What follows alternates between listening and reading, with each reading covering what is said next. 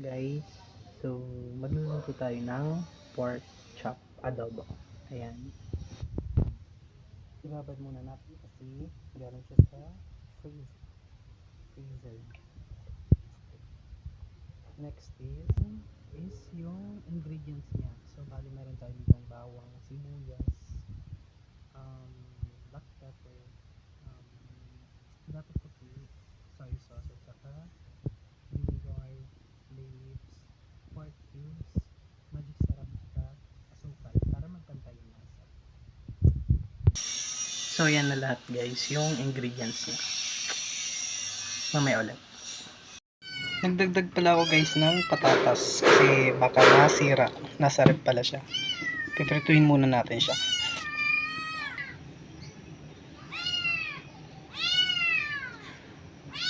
Ayan, mainit na guys.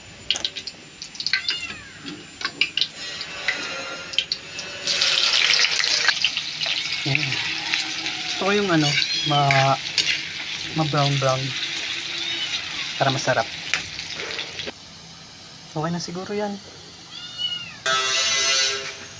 Ayan guys, lahanin muna natin yung bawang at sibuyas.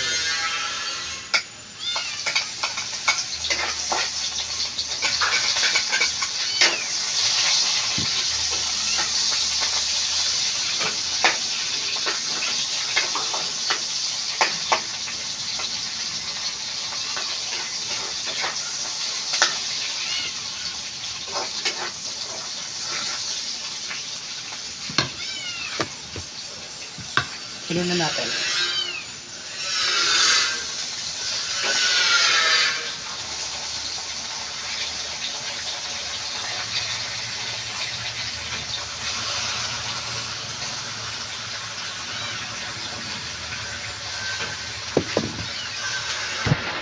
Yan siya guys. Ngayon muna natin siyang kumulo. Takpan lang muna natin. Antayin na lang natin later. Yan siya guys. Paluto na. Yan. Lagay na natin yung patatas. May wagang patatas. Ang sarap.